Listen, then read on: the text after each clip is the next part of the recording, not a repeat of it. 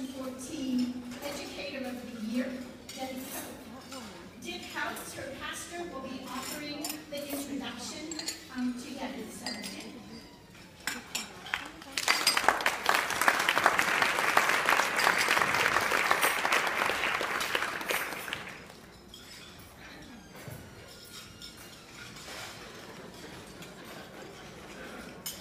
So, in the summer of 1994, Derry Church in Hershey was undergoing a major renovation. Our sanctuary was filled from floor to ceiling with scaffolding. A new narthex and fellowship hall was being built and created out of demolished areas of the church. New transepts were being added to the sanctuary, an elevator, choir room, new office spaces. It was a mess. The only usable space we had at that time was a historic 120-seat chapel that we used for 3 worship services every Sunday morning. 4 small rooms that were shared by 6 full and part-time staff, plus a host of volunteers, and 1 bathroom.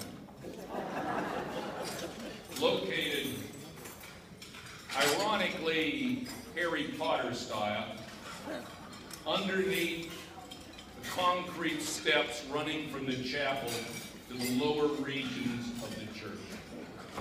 It was known by some as the dungeon, and there are people there today who grew up in that church who still harbor memories of the first time they had to use that small dark room.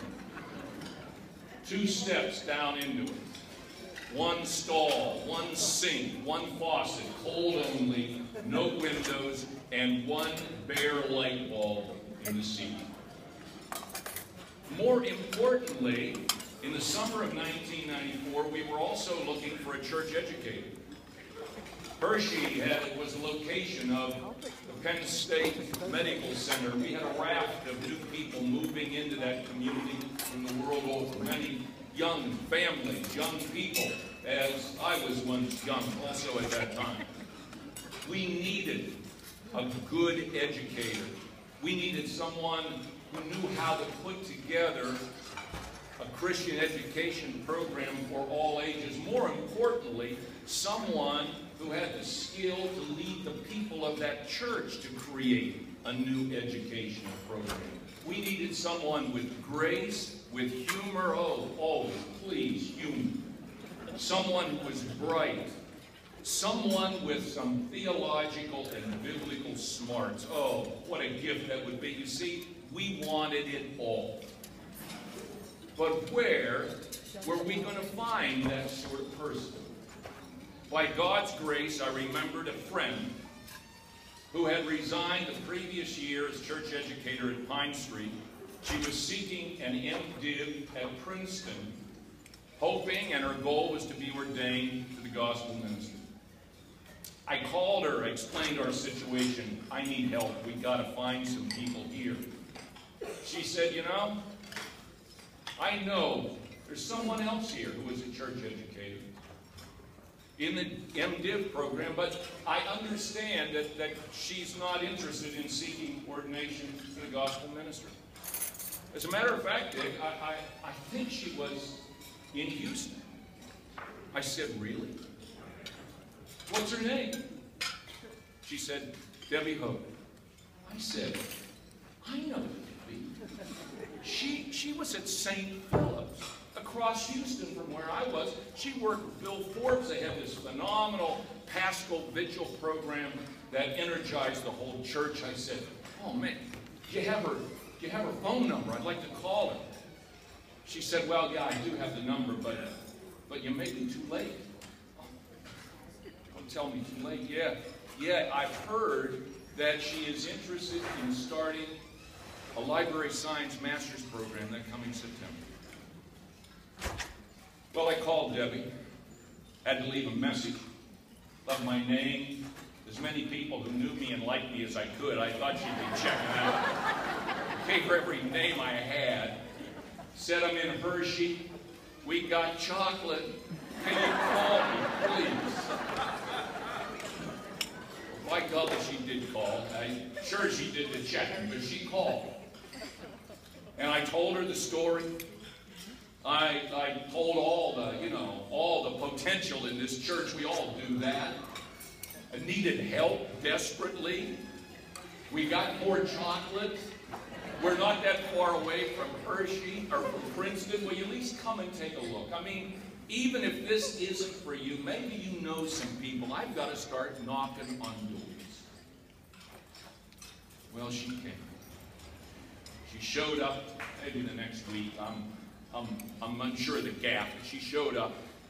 She walked into her office space. I introduced her to all the staff. I mean, we were all right there, just about in the same room. We sat down in the office and kind of recalled names we knew, people we knew and familiar, had a great conversation, told her more about the church, and I said, look, here's who's on the committee. They're anxious to meet you. I'd like you to have dinner with Bonnie and I tonight up at our house, and maybe a meeting with the committee in the evening. And does that sound okay? And Debbie said, oh, sure, that's great, but Dick, just slow down a minute. You know, she said, I just drove over here from Hershey, and before we go out to lunch, is there any chance I could use your bathroom?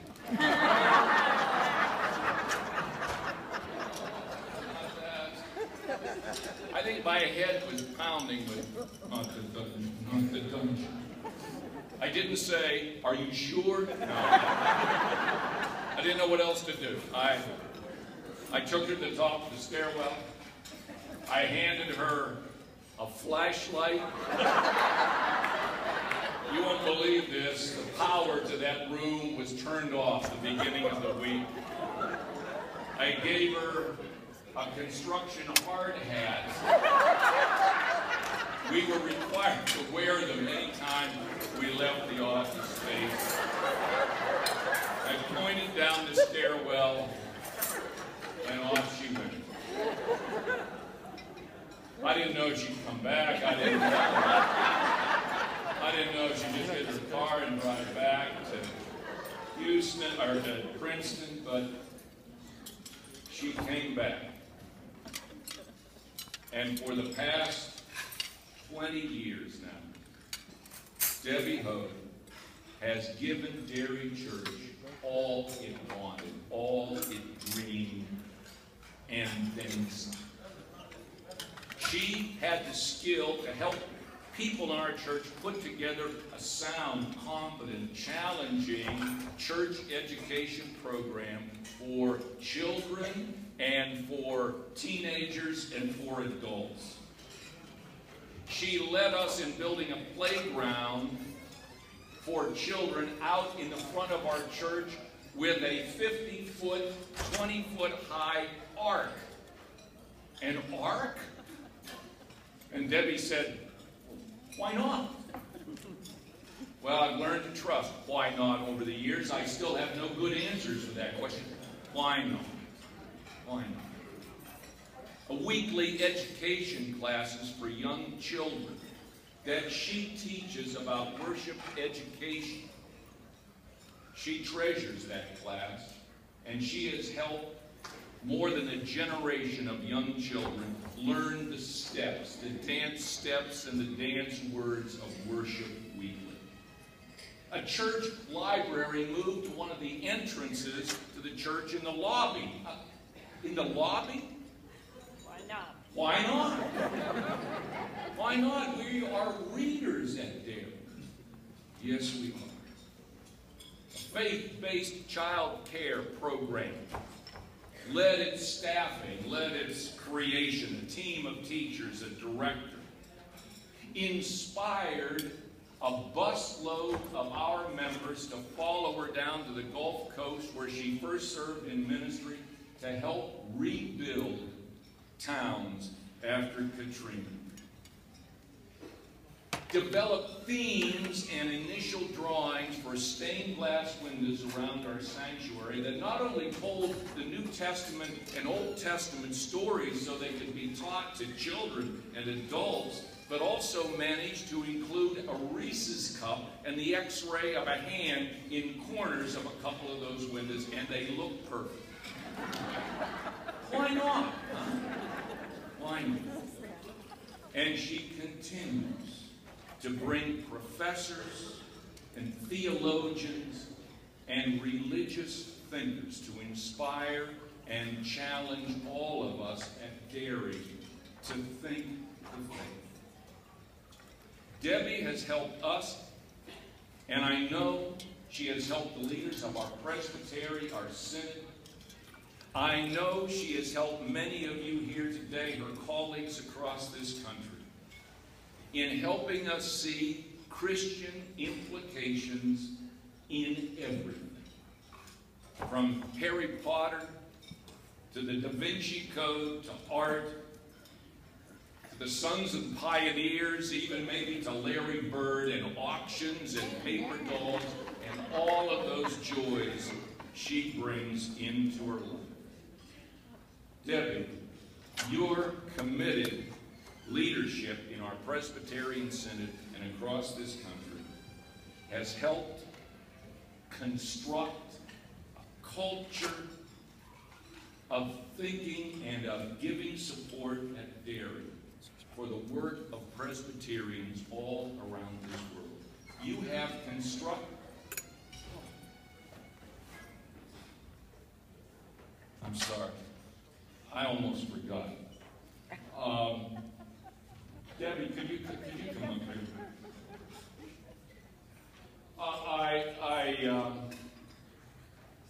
Debbie knows we have a heritage committee at our church. They're always searching for objects of historical interest at Derry. I'm not sure you're aware that I think it was about 2 months ago, members of that committee were exploring that dirt room behind the steel door at the far end of the boiler room underneath the chapel. And in that room, you get the bag too, it's yours. They unearthed some objects, a trove of objects from that 1994 renovation. And amazingly enough, one of those treasures happened to be a construction hard hat that we have scientifically verified is the one you wore in the summer of 1994.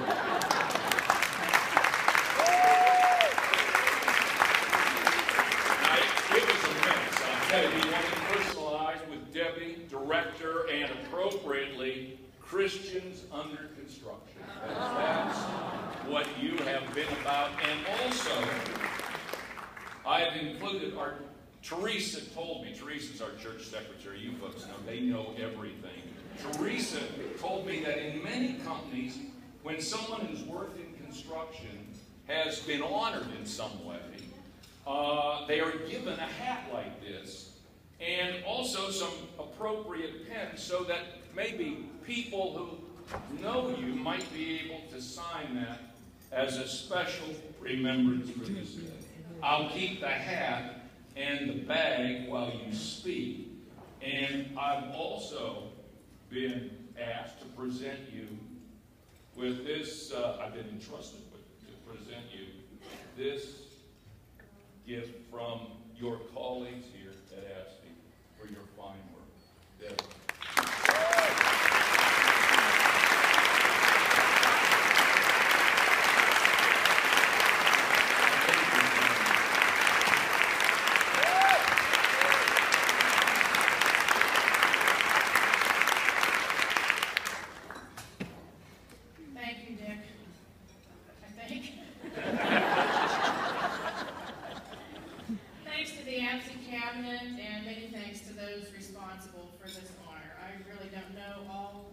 Involved in that. But in an effort of full disclosure, I know there's no way I should be standing before you today. But since I was not consulted about any of this, I have to go with the call of the community And it is indeed a humbling experience to hear your name, see your picture, and the phrase, APCE Educator of the Year, all together. The brief instruction for my part this morning was, or this afternoon, is to inspire educators in 10 minutes.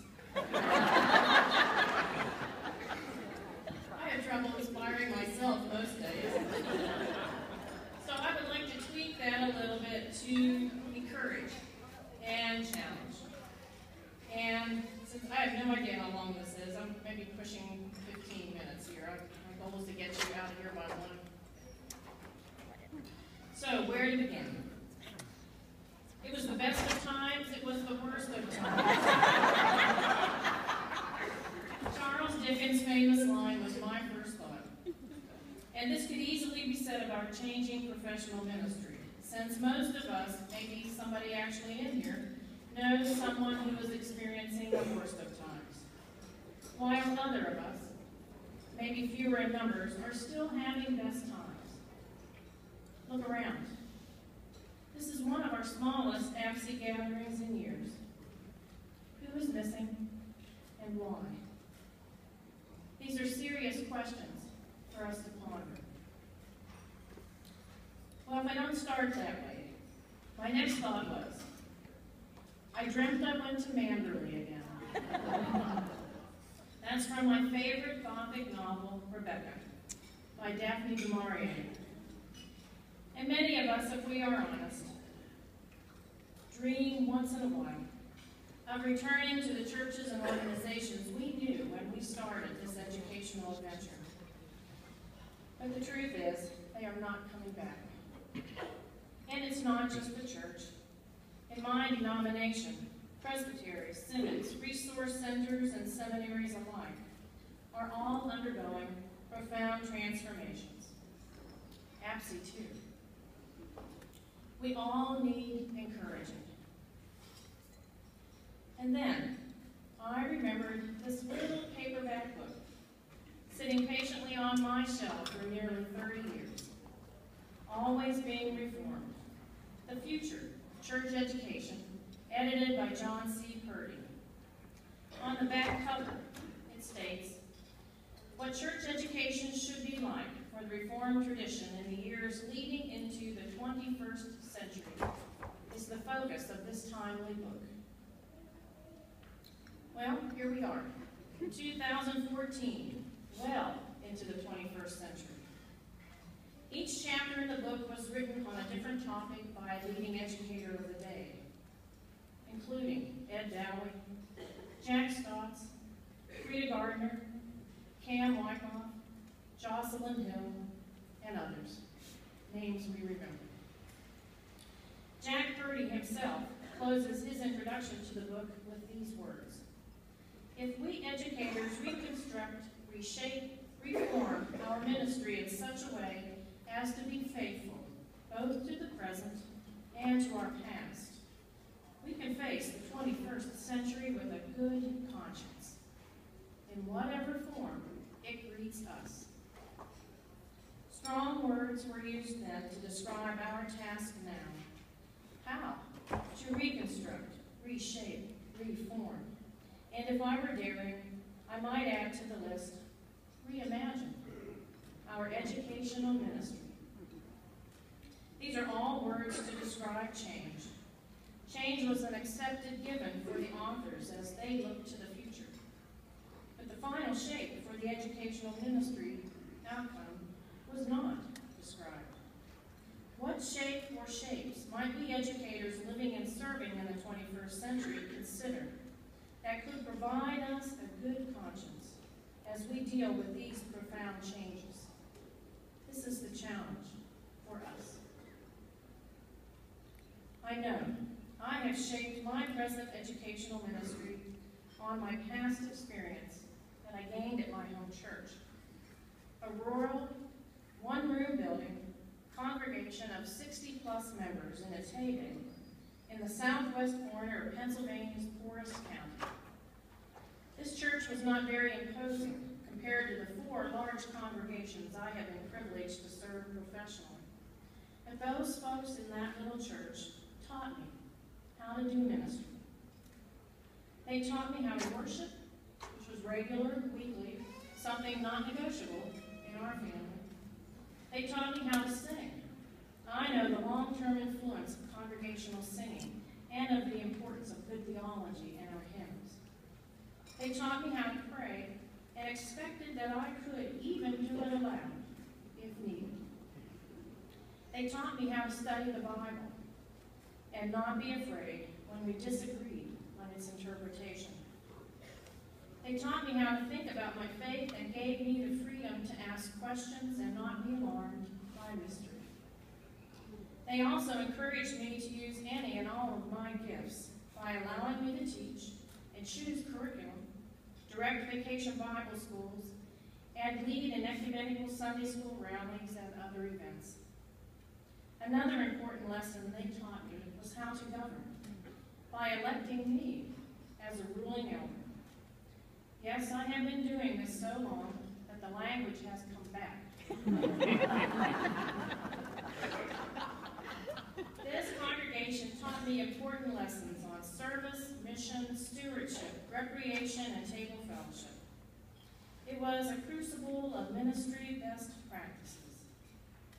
And borrowing Ryan McLaren's language of this morning, a circle of mentors. As part of a sixth church yoked parish, we all had to learn how to connect beyond ourselves. This congregation constructed, shaped, and formed me as a disciple of Jesus Christ and a church educator. Small churches, and I'm including our worshiping communities too, can be quite skilled at using everything at their disposal. Small churches ask nearly everyone to lead, giving on-the-job training. Small churches have to be creative. I know that effective church school can take place in a cubbyhole, under the staircase, or in the kitchen, and that 3 classes can share the sanctuary at one time. We use an outhouse. A dark basement bathroom with a hard hat and a flashlight would not scare me.